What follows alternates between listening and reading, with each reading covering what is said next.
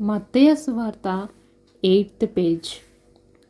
ఆయన కపెర్నహూములో ప్రవేశించినప్పుడు ఒక శతాధిపతి ఆయన యొద్దకు వచ్చి, ప్రభువా, నా దాసుడు పక్షవాయువుతో మిగులు బాధపడుచు ఇంటిలో పడి ఉన్నాడని చెప్పి ఆయనను వేడుకొనెను.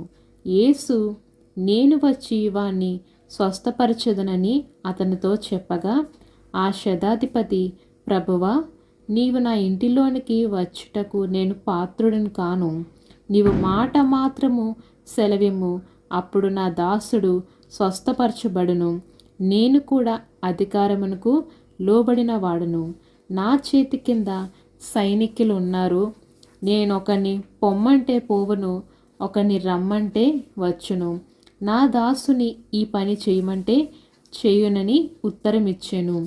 యేసు ఈ మాట విని ఆశ్చర్యపడి వెంట వచ్చుచున్న వారిని చూచి, ఇశ్రాయేలులో ఎవరికైనాను నేనింత విశ్వాసమున్నట్టు చూడలేదని నిశ్చయముగా మీతో చెప్పుచున్నాను అనెను. ఆమెన్.